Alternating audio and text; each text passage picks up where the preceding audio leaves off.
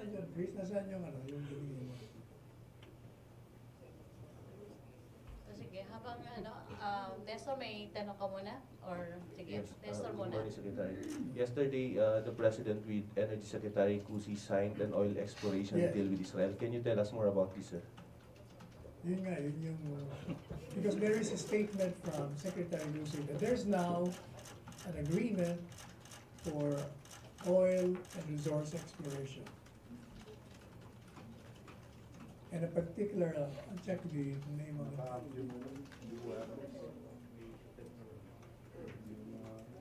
Ako mo na, Chris.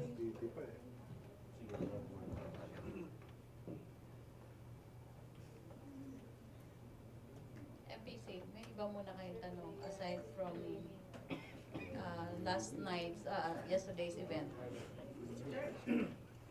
Chona Yu.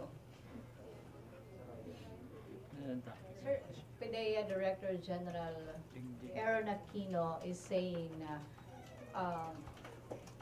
Commissioner La Peña should be held liable dun sa 6.8 billion pesos na shabu shipment. Any statement from the palace on that? Now, the Department of Justice has ordered an investigation. The NBI is presently conducting the subject matter. So hopefully after the findings, we will undertake positive action regarding the matter. Under investigation pa. So sir, si President po ba, ay si General La Peña po ba, does he still enjoy the trust and confidence of the President? Well, the President hasn't said anything about losing trust and confidence, so the presumption is he has the full trust and confidence of the President. Joyce Balancio. Secretary, do you confirm that the President offered the DICT post to Senator Gringo Honasan? And if yes, may update na po ba tayo if he already accepted the post? I was with the President, but he has not told me anything about it. So wala pang confirmation, Wala pa. sir? If he indeed offered? If the President offered, wala pa Wala pong siya sinasabing nag-offer na, parang it's just circulating. Okay. Sir, how No, about the other cabinet posts that are now vacated after some cabinet secretaries? I think the President will soon announce the replacement of cabinet members who have filed their certificates of candidacy. Now, with respect to the question earlier on the oil exploration, Secretary Kusi attended the ceremonial signing of the Petroleum Service contract for Area 4, East Palawan Basin of the Philippine Energy Contracting Round, PECR 5. And the President signed the PSC on behalf of the Philippine government, and Secretary Kusi was witness.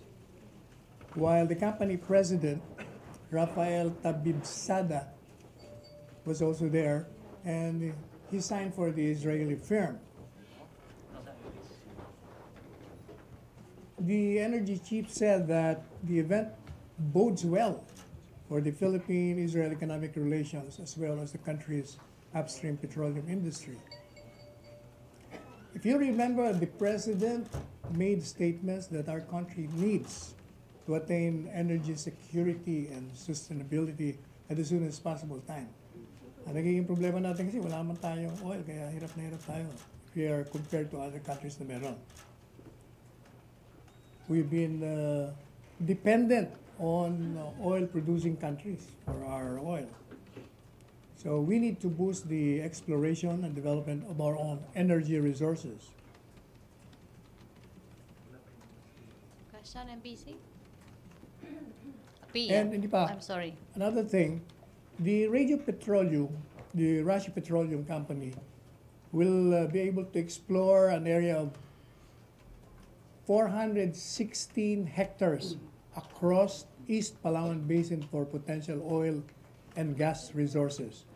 And the projected minimum expenditure would be 34,350,000 US dollars. This will, of course, be derived from studies, data gathering, and drilling activities over an initial 7-year contract duration. So hopefully, magkakaroon tayo ng oil, makakakita tayo ng oil. And it will definitely help our country. Pia. Sir, may background po ba kayo dito sa Ratio Petroleum, and can you confirm that this deal was finalized during President Duterte's recent trip to Israel? Yes, it was. The contract was signed, and with respect to Ratio Petroleum, it was established in 1992, and it has a number of large-scale operations at the Levant Basin in the eastern Mediterranean Sea, off the coast of Israel, as well as offshore operations in the Republic of Malta and the Cooperative Republic of Guyana. And this is the first petroleum service contract signed by the President under his administration. Sir, are there other oil exploration deals in the pipeline for the Duterte For now? administration? Yes, For sir. now, none yet. May follow-up? Follow-up. Miss Patty. Morning, sir. Yes. Sir, is this deal unprecedented or meron ng ibang administration? There was one in 2013, the PXP Energy Corporation, the operator of PSC number 75 in northwestern Palawan, under the 4th PECR. It was signed on December 27, 2013. So actually, this will be the second. Sir, yung 2013, this is between the Philippines and anong country po? Or a private company? I think it's a private company. Pero hindi po foreign government. The information given us by the Department of Energy does not say so. Okay, sir. Follow-up lang po. Sir, kasi there's yung Joint Marine Seismic Undertaking nung panahon ni former President Arroyo, 2005 to 2008, it was with China and Vietnam. Its legality was questioned before the Supreme Court. But the Supreme Court is yet to rule if it is legal or not. Sir, itong bagong deal with Israel, would you say that this is within our constitution po? I think so. We feel that the Constitution does not prohibit this particular kind of agreements. Of course, there will be others who will be questioning that again in the Supreme Court.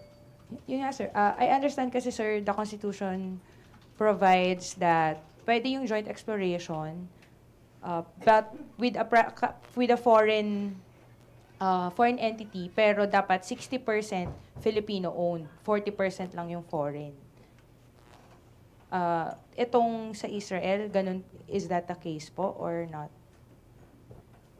I will look into that particular contract. This is the only information provided by the Department of Energy. Questions, MPC? Henry. Secretary, nag-file na si Secretary Basco, Secretary Tolentino, and the rest, miyembro ng gabinete. Yes. Wala pa rin po bang kapalit sila kahit mga acting capacity hanggang ngayon? I think there is an OIC and it's functioning. May mga pangalan na po ba tayo niya? No, I have not been given the names. But obviously, it's operating because there is no stoppage in the continuity of the service. Nestor. Sir, hi. Sir, what was the marching order of the President to newly appointed Foreign Affairs Secretary Teddy Boy Locsin? Did they discuss the joint exploration agreement with China, since Malacanang earlier said that this would be ready for signing when Presidency visits Manila in November? I was there at the oath-taking yesterday, and the conversation was like this. I'm honored for your appearance today, and there is only one message I would like to give you, and that is be truthful, nothing more. He said he appoints members of the cabinet on the basis of truth and competence. That was the only message. Because after that, the new DFA attended the courtesy call of the various foreign officials. And he was supposed to leave yesterday for Belgium to represent the president. So there was no time to have any discussion on the subject he wanted to respond to. No marching order on the government's independent foreign policy and no? Well, with respect to the foreign policy, I think the new DFA knows exactly the marching orders of the president. There has been no change from the time that secretaries have been appointed in the Department of Foreign Affairs, from former Secretary Yasay to former Secretary Alan and to him. Questions? MPC, Alvin? Mamaya. MPC. Rosalie. Rosalie Cos. Hey, Secretary. What can Malacanang say about the timeliness nung pagtataas ng pamasahe sa jeep tsaka sa bus na mag-start na siya ng November? Nung September, pumalo po sa 6.7 yung inflation. So, malamang dahil sa pagtataas ng pamasahe, maapektuhan na naman po yung inflation rate. So, ano po ang mensahe ng Malacanang sa mga maapektuhan na naman pong public? Well, the message to all of you is this is just temporary. So hopefully, when everything settles down, mabalik tayo sa dati. So, sir, sa tingin niyo po wala tong masyadong impact? The increase is only 10. Yes po, Pesos. minimum is 10. Yeah, 10. And sa bus po is 13 pesos. Pero mas marami po kasi ang commuters. We really have to take the brunt sa ngayon. But if you notice, there have been changes in the prices in the market. They're slowly tapering. So palagay ko tama sinasabi ng mga economic managers. Hindi naman ito permanente. In connection to that, sir, kasi kahapon may statement po ang DOF na parang hindi po matutuloy yung $80 per barrel sa susunod na 3 buwan. Pero they will still proceed with the suspension of the second tranche. So, ano po ba yung final talaga, sir? Hindi naman. We said that under the law, there are certain conditions. That has to be complied with. We cannot do without complying with those conditions. Meaning, sir, so it depends pa rin kung... Yes, of course. Yes. So, until now, talagang wala pa pong order to suspend the second tranche. The order to suspend is nandun na, provided yung conditions na yun will exist during the period. Okay, thank you, sir. Questions? MPC, Bernadette. Microphone. Sir, dun sa oil exploration deal with Israel po, kailan po kaya mag-start yung oil exploration, sir? Because you said it's in an initial 7-year contract po. So, can we expect it to start within the month po, sir, or before the year ends po? They haven't sent me a copy of the contract. Okay, sir. Sige, sir. Thank you po.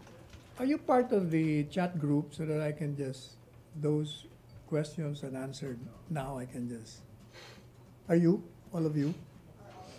Officers lang? I will just, anyway, pag binadala ko naman sa isa, hindi mo nakakarating sa inyo lahat. Joyce. Did you request already a copy of the contract? Request ka na kagad. Sir, on a different topic, the Communist Party of the Philippines admitted that rebels are incapable of unseating President Duterte in the face of, obsession of AFP, always tagging them na sila yung namumuno sa ouster plot against the president. What's the palace view on this? They are incapable. They are incapable because of their resources. But once the Communist Party ally with forces that would want to topple the government, they may be able to have the capability. Questions? Jen? Hello, sir. Sir, has the administration finalized its senatorial slate for the next year's elections? It's being finalized now. The PDP Laban, allied with Pong. We will make the official announcement. Of course, the announcement will be coming from the PDP Laban and Hugpong. Sir, pending that finalization, what do you think are the chances of the administration slate beating the opposition 8 that includes Mar Rojas and others? Well, given the popularity of the president, the chances of the senatorial candidates of the administration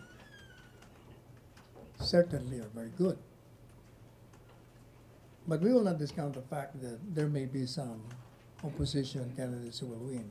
However, our feeling is that whoever is elected, the message of the electorate would be, we trust this administration, and therefore those who have been elected will have to cooperate with the administration in terms of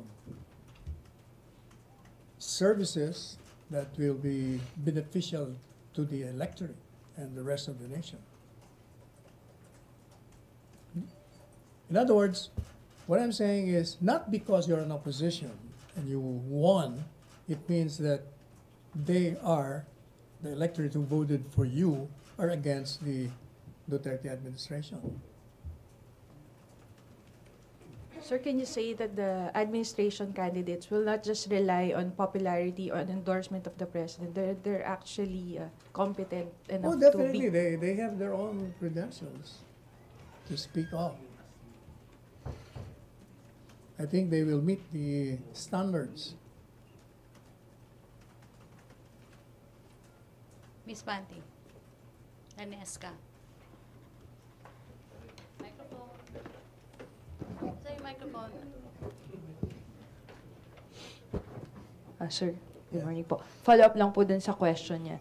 Sir, considering that PDP Laban is one of, its Secretary General is former Speaker Alvarez, tas yung hugpong naman po led by Davao City Mayor Sara Duterte, it's no secret that they're not in good terms, to say the least. So, would that, kumbaga, strained relationship between Mayor Sara and former Speaker Alvarez affect the chances of the administration candidates? Kasi you mentioned yung administration slate, PDP and Hugpong. Parang how can you combine them when the leaders do not necessarily agree on certain policies? If I'm not mistaken, the chairman now of PDP Laban is Secretary Cusi.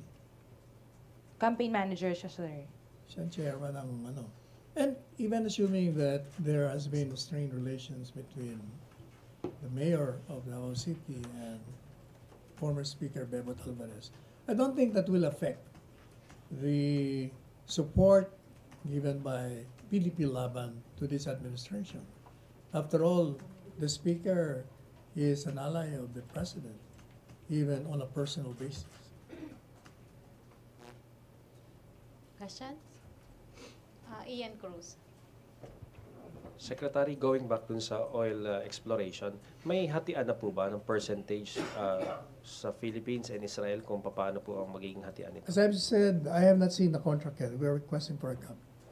We'll message you the response immediately after this. Apo. Secretary, ang dami po nag-a-apply sa exploration sa Philippines, particularly dun sa Palawan. Bakit po Israel ang napili ng Pilipinas?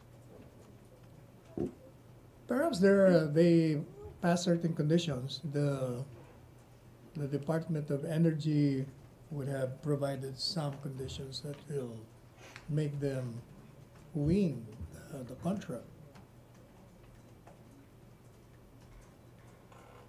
Questions? MPC? Hannah?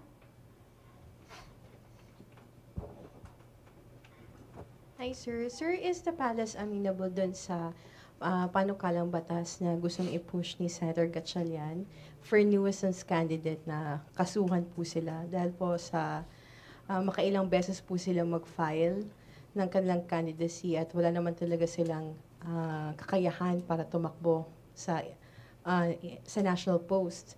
Pero sabi naman po ng COMELEC, wala po daw silang karapatan para pagbawalan kahit sino man na mag-file o maghain po ng kanilang certificate of candidacies po. I agree with the COMELEC. You cannot just disqualify people on the basis of just because they're not rich or they're not known. There has to be a basis, and the basis is whether or not they're using the electoral process to make a mockery of it or to destroy the chances of other candidates having the same names, for instance, just to confuse the electorate.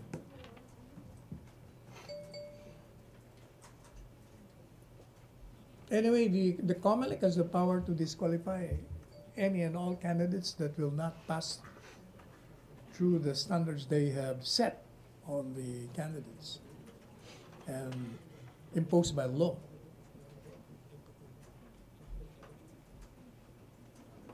Ace? Question? Ina?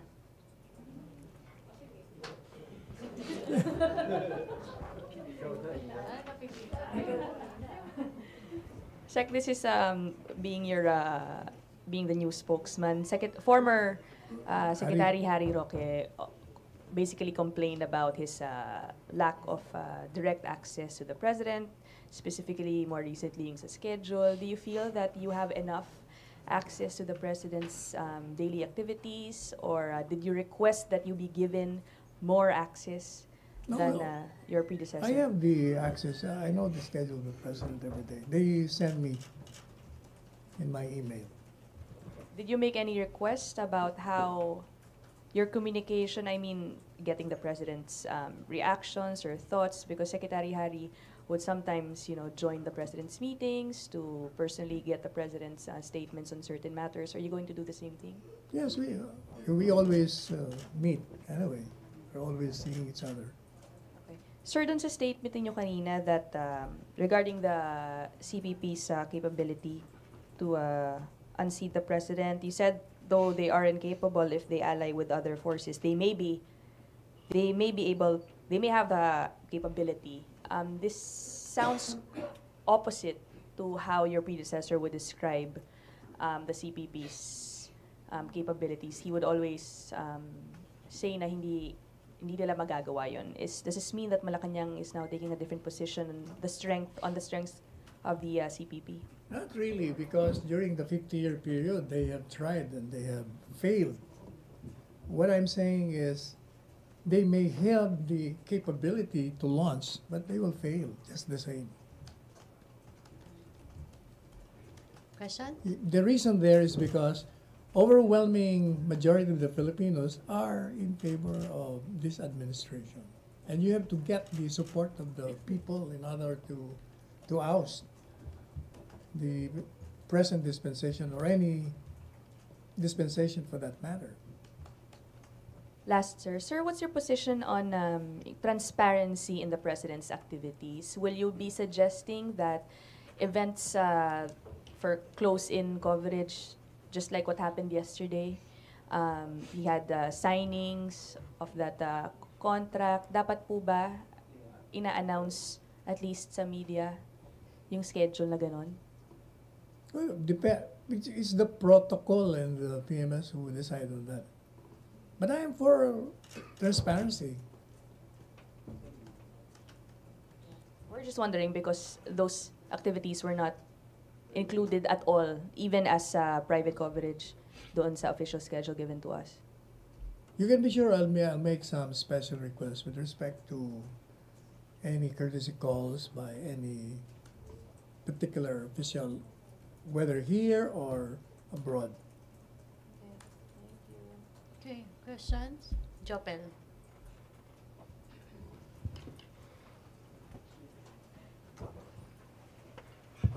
Sir, good afternoon. Good afternoon. Sir, ngayon na nalagdaan na po yung joint exploration with Israel, despite sa maraming kritisismo, malalagdaan po kaya or may assurance po kaya na malalagdaan din yung joint exploration with China?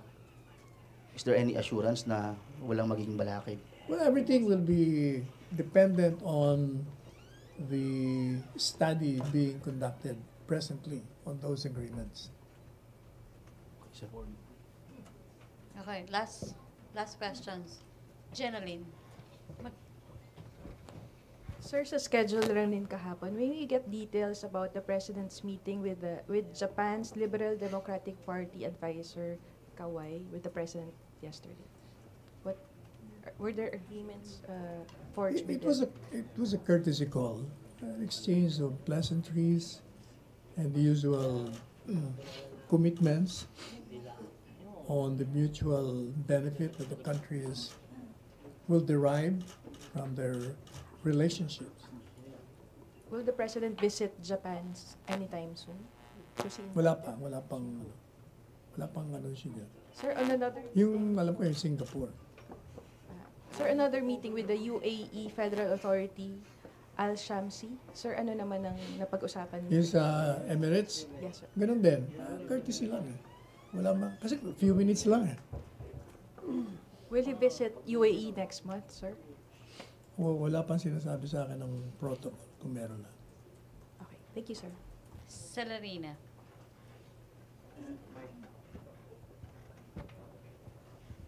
Sir, follow-up ko lang regarding dun sa courtesy call of the Japanese official. I believe the comfort women, the statue of the comfort woman was discussed. Was there any kinonvey ba ni Mr. Kawai to the President the appreciation of the Prime Minister Abe regarding the removal of that comfort woman statue? I was not there, and we asked the Department of Foreign Affairs to give us a briefing on that. So we will give you after this and respond to you. Yeah, we'll just message it. Maglalas. Hindi pa dumarating, nag-request na kami. Last question na tayo. Si Pia? Sir, it has been 1 year since the liberation of Marawi. How do you assess the administration's efforts to ensure that Marawi will get back to normal again? Well, the groundbreaking will start at the end of the month. And meanwhile, the company tasked to do it has started mobilizing their employees. Also, we receive another windfall from the U.S. To rehabilitate Marawi. We have I think, $3.5 billion to help us rehabilitate Marawi. Sir, kasi marami din po nakakapansin na it has been 1 year, pero marami pa rin po mga displaced residents ang hindi pa nakakabalik. And even the recovery efforts, sunod-sunod pong nagkaroon ng mga delays sa pag-start. Is the President happy or satisfied with what is happening in Marawi, sir? Well, we cannot avoid delays. But the fact is, as I said earlier, the groundbreaking will start at the end of the month. So palagi ko, mabibilis na ngayon. When is the groundbreaking, sir? End of the month. Thank you, sir. Lanesca. Follow-up lang. Yung groundbreaking po has been postponed for 8 times na po bago tong October. I mean, bakit po ganun na 8 times na siyang napopostpone? Saan po ano po yung cause ng bottleneck? As I said, sometimes you cannot also avoid delays. Masyadong malaking problema natin sa Marawi. What is important is it will start at the end of the month. And mabilis na yan. Jeneline. Sir, how safe is Mindanao? How? How safe is Mindanao? How's the security situation there? And is the government ready to lift martial law? Or are you gonna extend it again next year? Well, according to the military, the martial law has helped in the peace and order situation. And it has dissuaded the terrorists from inflicting their usual violence against the population. So, will you now lift the martial law proclamation? As I said, if it is helping the population is not even opposing it. So, to my mind, there is a need to extend it. Extend it until next year? Because, sir, until the end of the year na lang. But siya. as according to the president, that will depend on the advice, the recommendation of the military, because they are the ones on the ground. Okay, last question, Ina. Sir, last May, there was a sort of a confusion on the president. Akala pupunta po siya ng Marawi to visit dahil dun, that's when the siege started. And then we were told that hindi daw po totoo yun na pupunta si Pangulo doon because he instead plans to go to the anniversary of the liberation, which was yesterday. I was wondering why that didn't push through, why the president didn't go there. Yeah, because it conflicted with certain schedules that occurred yesterday or the other day. No, I was just wondering because Marawi is an issue very obviously close to the president's, part of the president's priorities. He didn't show up during the liberation. Oh, but he's not attendance doesn't mean that he was not interested. In fact, he's been doing a lot of things for the rehabilitation of that place. Has he told you anything about Marawi recently? No. Thank you, sir. Nestor. Sir, clarification lang, you mentioned that there's a need to extend martial law because it has been helping in the security in Mindanao. Is this the official stand of Malacanang? Again, as I said, that will depend on the recommendation of the military. The president always heed the advice and recommendation of the military and the other police forces there, because they're the ones who are knowledgeable on the conditions existing there. But you mentioned there is a need to extend, so meaning... What I'm saying, there is a need to extend if that particular martial law would be helpful in maintaining peace and order. Because if it does not, then why do you have to maintain it? But Secretary, are there proposals in the cabinet or at least in the security cluster to extend martial law? May mga ganung suggest? Wala pa. There is no suggestion. The president always wait for the recommendation of the military. Okay, thank you, Sec. Pia. Sir, the former Aquino administration has been criticized by the way it handled the rehabilitation or recovery of Tacloban after Typhoon Yolanda. Do you think that this would not happen in the Duterte administration pagdating naman po sa Marawi? Hopefully not, because the president hates bureaucratic red tape. That is precisely why he said he appoints military men, because they don't ask questions, they just follow orders. Unlike civilians who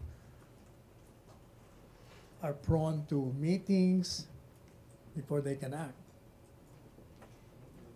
But yung recovery pa rin po, it hasn't gone the way that the Duterte administration had planned it. Nabanggit na nga po, there had been so many delays with the start of the recovery pa lang. So, like what I said kanina, sir, is the president, I'm repeating my question, is the president satisfied with how things are going in Marawi? Well, he has ordered the full movement that will immediately rehabilitate the place. And as I said earlier, the groundbreaking will start at the end of the month. So hopefully, dire-diretso na tayo. Oh, sige. Last question Julie. Sir, you mentioned that the president hates bureaucratic red tape dahil nga maraming pasikot-sikot. Given yung sa Marawi kasi, the groundbreaking was postponed because of glitches in the negotiation process. That's what Secretary Del Rosario said. Given that it's also a form of bureaucratic red tape, what's the president takes on this? Is he get exasperated that it's been delayed for 3-4 times already? Yes, he was exasperated, but then again, tapos na yung red tape na yun, kaya mag-uumpisa na eh. Can you expound Eh, on natural lang naman yun, kasi pag nagkaroon ng negotiation, talagang tagal na. Can you expound on his sentiments na exasperated siya? Did he mention any names or? No. He just wants the full implementation of the rehabilitation. Thank you, sir. Okay. No more questions? Okay, thank you, Presidential Spokesperson. Thank you. Salvador Panelo. Thank you, Malacanang Press Corps. Back to my studio sa Radyo Pilipinas and People's Television Network.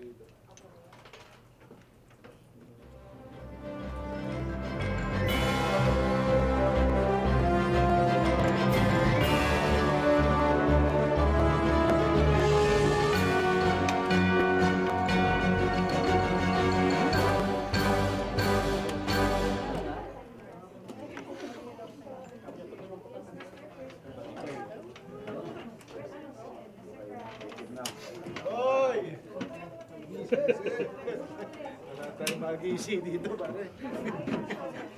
Listening ba?